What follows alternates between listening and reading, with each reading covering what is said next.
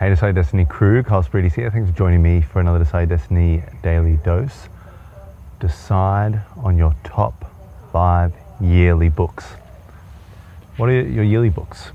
Well, your yearly books are books that you read once a year, regardless of how many times you read them before. They're books that align you spiritually, mentally, physically, in your thinking, in your mindset, in the way that you structure your year, maybe in the way that you look at your business, and it's kind of like, no matter what happens in the world, no matter what things go on, these are the books that are going to help fortify my resolve. They're going to help hold me in good stead for whatever comes, and they are books that I can go to because the truth in them, overcomes everything that's going on in and around, in my life and around me every single day. So they correct you and they bolster your resolve no matter what you face in the coming year. And so, for me, there can be books like The Way of the Superior Man, to understand masculine and feminine energy. If you have relationships, personal relationships, family relationships, business relationships, you're going to have different, sexes, male and female. And during that, you're going to have different energies, and a man can have more feminine energy and a woman sometimes can express more masculine energy at times. So understanding those energies is really important throughout your year, through whatever happens, through wherever you find yourself in work, relationships, family, etc. The same thing, like at the moment I'm reading the Celestine Prophecy and Adventure, and that book would be something that I would read every year, just to kind of align me, because the chaos of the world can shake you.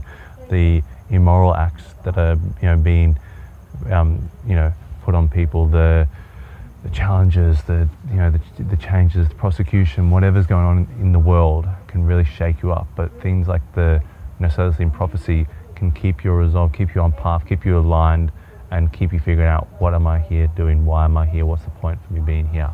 So decide on your top 5 books.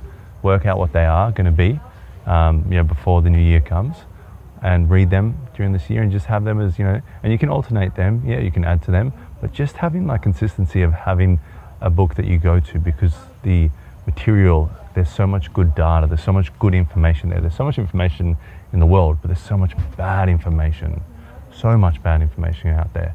So finding the good information and committing to consuming it. And then also what you can do is, if you've read it a few times, maybe this time, instead of just reading it, you can implement it. The Celestine Prophecy, like the Celestine Prophecy that I mentioned, that book, I'm actually realizing how just kind of by chance, maybe unconsciously, whatever it is, each time I read a new section, that section is actually materializing in my real life as I go about my day, as the things happen. I'm actually seeing it happen. So not just reading the books, consuming the books, but actually implementing them in your lives.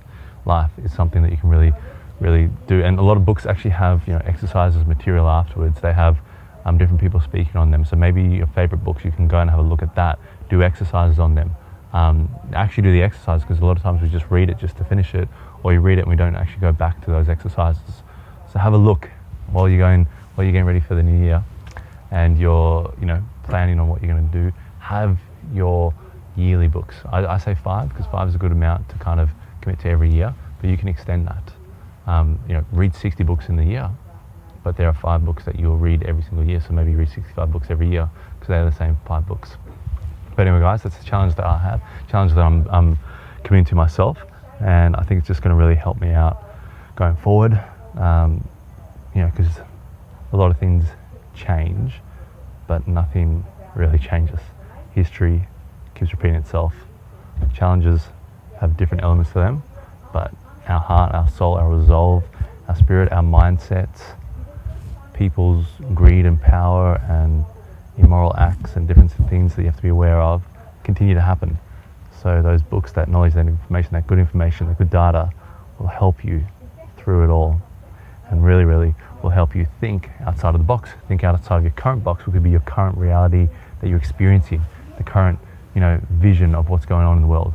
So anyway, guys, hope you enjoyed that one.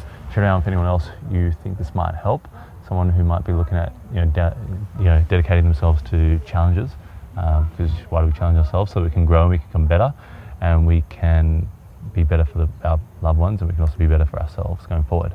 So anyway, enjoy.